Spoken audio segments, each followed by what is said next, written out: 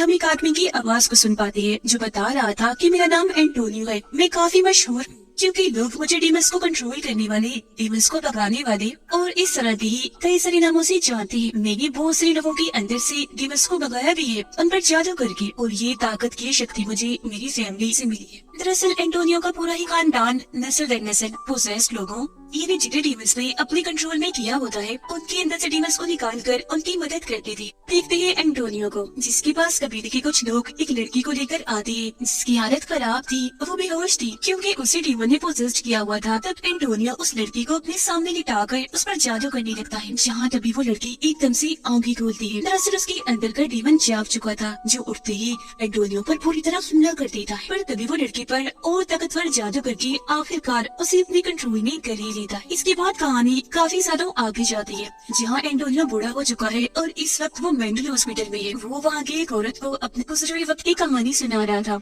जिस पर हैरत से वो औरत पूछती है, क्या पहले बहुत सारे डीमंस हुआ करती थी जिन्हें तुम भगाने का काम करती थी? तब एंटोनियो कहता है कि वो सब लीजेंड्स थी, यानी डीमंस का एक ग्रुप जिसमें बहुत सारे डीमंस थे जो सबकी सब खतरनाक थी। तभी इधर एक डॉक्टर आकर एंटोनियो को अपने साथ ले जाता है। हमें पता चलता है कि वो यहाँ मेंटल हॉस्पिटल में इसलिए है क्योंकि गलती से उसके हाथों किसी का खून हो गया था। पुलिस को छानबीन करने पर उसके घर से ढेर सारा जादू और डीमंस को भगाने का सामान मिला, जिससे पुलिस को लगा कि शायद उसका ज़हनी तवाज़ुन खराब है। इसीलिए उन्होंने एंटोनियो को मेंटल हॉस्पिटल में भेज दिया ताकि उसके दिमाग का इलाज हो सके। यहाँ पर वो अपना टाइम गुजारने के लिए बाकी के मरीजों को अपने पास की कहानियाँ सुनाया करता था। साथ ही थोड़ा एंजॉयमेंट के लिए यहाँ जो ड्रामास हुआ करते थे उनकी कहानियाँ भी वो लिखता रहता था। और फिर ऐसे एक दिन वो ड्रामा के डायरेक्टर को कहता है कि डीमंस को भगाने वाला इंसान कभी भी डीमंस की आंखों में नहीं देख सकता, क्योंकि ऐसा करने से उसकी शक्तियाँ कमजोर होने लगेंगी और डीमन ताकतवर होता जाएगा। अब उसके दोस्त जो मरीज थी कहते हैं कि हम बोर हो रहे हैं, चलो आज हमें और कहानियाँ सुनाओ अपनी पास्ट की। तो अब की बार एंटोनियो उस वक्त की कहानी सुनाता है जब उसकी बेटी पैदा हुई थी। 6 नवंबर 1980 की रात थी। आसमान पर अजीब तरह का लाल रंग का चांद निकला था।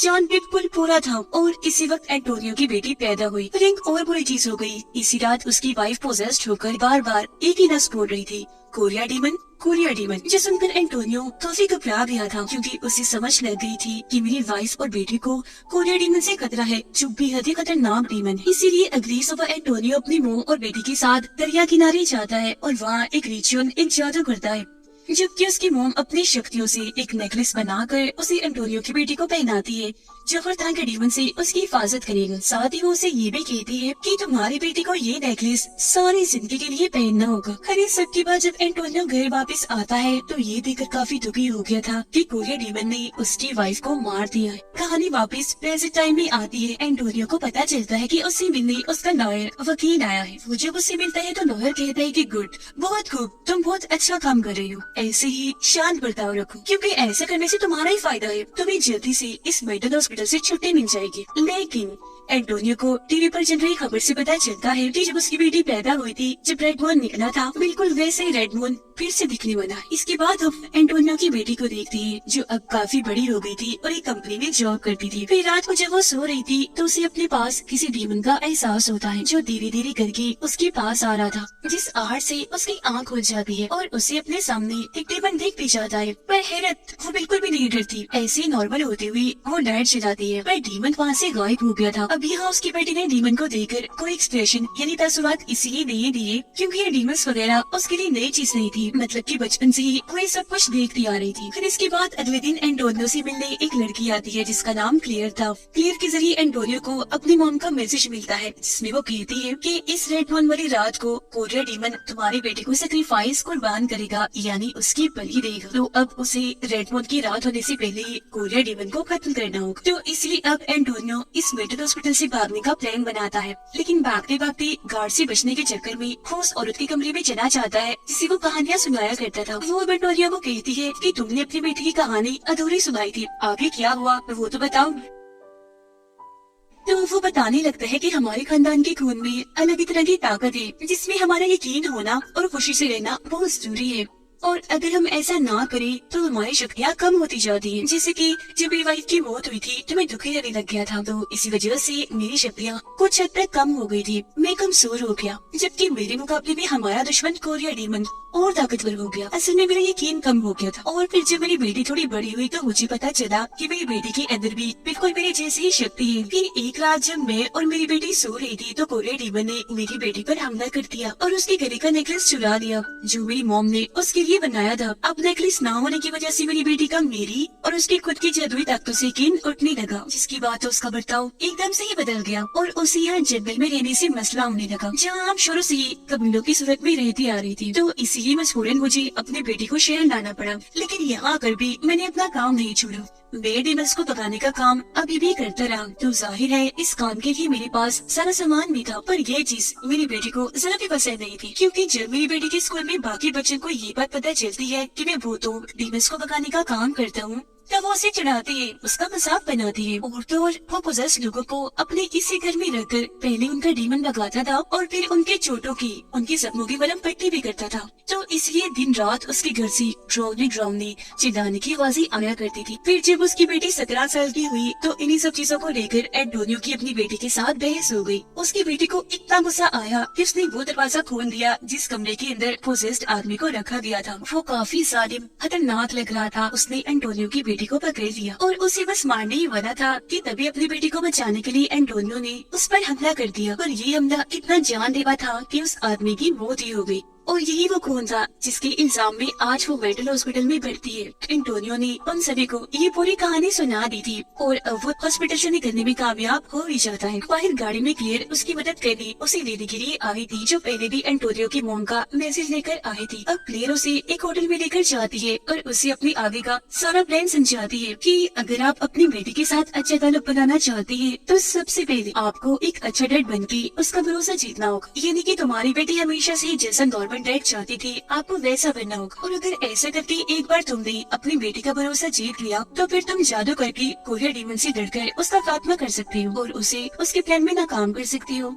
इतना कहकर क्लियर उन्हें एक मोबाइल देती है, ये कहते हुए कि अगर मुझे बुलाना हो, मेरी जरूरत हो तो फिर मुझे कॉल कर देना, मैं आ जाऊंगी। और वहाँ से चली जाती है। अब अगले दिन एंटोनियो उसी मोबाइल के से कॉल करने की कोशिश करता है, पर कॉल उसे हो ही नहीं पाती क्योंकि टच मोबाइल उसे इस्तेमाल करने ही नहीं आ रहा था। यहाँ तक कि उसे पासवर्ड तक नहीं खुलता। तो अब इसीलिए अपनी बेटी से मिलने के लिए उसके ऑफिस ही चला जाता है, पर उसकी बेटी ना तो उससे मिलती है बल्कि मेंटल हॉस्पिटल में कॉल कर देती है कि आकर मेरे डैड को यहाँ से ले जाए। और अब इससे पहले कि हॉस्पिटल वाले यहाँ आकर एंटोनियो को अपने साथ ले जाते, वो पहले ही वहाँ से निकलकर वापस होटल में आ जाता है और अब वो कोरिया डीमन को मारने वाला सारा सामान तैयार करने लगता है। अपनी बेटी से मिलने के लिए एंटोनियो अगले दिन दोबारा से उसके ऑफिस जाता है, जहाँ अब की बार वो बाकी वर्कर्स पर अपना जादू करता है, जिससे वो एक साथ उठकर वहाँ से बाहर चले जाते हैं। सिवाय उसकी बेटी की वो अकेली यहाँ बैठी रहती है। वो अब भी अपने डैड से नहीं मिलना चाह रही थी, उनसे दूर भाग रही थी। वो उनसे इतना डरने लगती है कि उसका ख्याल था कि कहीं मेरे डैड मुझे ही ना मार दे। लेकिन यहाँ उसके डैड धीरे धीरे घर के आगे आते हैं और उसे कोरिया डीमन के बारे में सब बताने लगती है। उसका इरादा था कि वो शैतान को यानी बुराई को लोगों की बलि देकर उसे इस दुनिया में लाएगी, जिससे यहाँ हर तरफ उनका ही रंज। पर अभी भी वो इतना डरी हुई थी कि उन्हें चुप रहने का, यहाँ से जाने का कहती है। वो कुछ भी सुनने को तैयार ही नहीं थी, तो इसलिए एंटोनियो दुखी होते हुए वापस होटल में आ जाता है, जहाँ पर क्लेयर पहले से उसका इंतजार कर रही थी। एंटोनियो उसको बताता है कि अगर मेरी बेटी खुद को जान जाए, यानी उसे खुद ही एहसास हो जाए कि वो क्या है और उसके खून में कितनी शक्ति ताकत है, तो कोरिया डीमन की ताकतें अपनी आप ही कम हो जाएंगी। वो कमजोर से कमजोर होता चला जाएगा। बस मेरी बेटी को इस सब पर यकीन करने की जरूरत है। खैर क्लियर उसे अपनी हिफाजत करने के लिए एक होली वाटर की बोतल देती है, जो डीमन से लड़ने में उसके काम आएगा और उसकी हिफाजत करेगा, और खुद यहाँ से चली जाती है।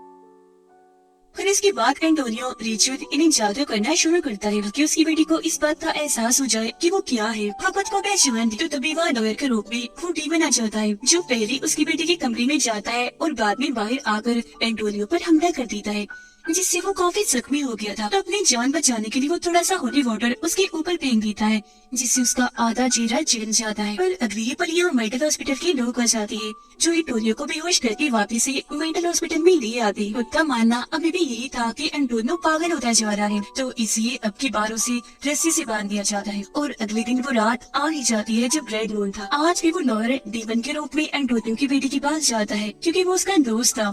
वो उस पर हमला करके बेहोश कर देता है और फिर उसे सेक्रीफाइस करने वाला काला जादू करना शुरू करता है। उधर हॉस्पिटल की एक नर्स जब एंटोनियो को सामान चेक करती है तो उनमें से उसे होली वाटर भी मिल जाता है, जिसे वो शरबत समझ के पी जाती है। उसकी ऐसा करती है वो बदलने लगती है जैसे कोई क्रिएचर डीमन बन रही है और उसे भी किसी ने पोसेस्ड कर दिया हो। वो काफी डरावने लग रही थी, चीख रही थी, चिल्ला रही थी, पूरे हॉस्पिटल में घूमने लगती है, जिसे देखकर हॉस्पिटल के सारे लोग काफी डर जाते हैं और अपनी जान बचाने के लिए इधर उधर भागने लगते हैं, जिससे वहाँ भगदड़ मच जाती है। वो औरत सीधा जाती है एंटोनियो के कमरे में। वो रस्सी से बंधा हुआ था तो आजाद होने में उसकी मदद करती है। इसी दौरान यहाँ क्लेयर भी आ चुकी थी, जो एंटोनियो को अपने साथ लेकर सीधा उसकी बेटी के घर पहुँचती है। उधर एंटोनियो की बेटी पर उसका दोस्त यानी लॉयर सेक्रीफाइस वाला जादू कर रहा था, जिस बीच उसकी बेटी को होश आ जाती है और वो अपने दोस्त जिसे डीमन ने पोजेस्ट किया हुआ था पेट में चाकू घुसा देती है और वहाँ से भागकर छत पर आकर छुप जाती है। जिसकी थोड़ी देर के बाद वहाँ एंटोनियो और क्लेयर भी आ जाते हैं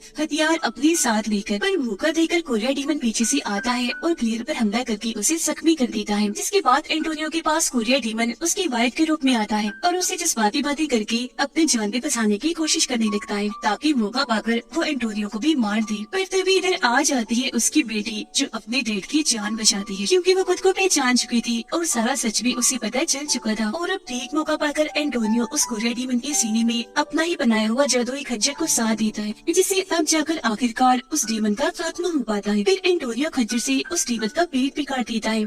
उसके पेट में से वो नेकलेस निकाल कर अपनी बेटी को देता है पहनने के लिए। तो अब की बार उसकी बेटी उस नेकलेस को पहन भी लेती है फख्र के साथ, क्योंकि उससे यकीन हो गया था और उसके डैड ने जो भी कहा था सब सच कहा था। तो वो भी फैसला करती है कि आगे के मिशंस में मैं अपने डैड का साथ दूंगी। इसी के साथ ये कहानी इधर ही खत्म हो जाती है।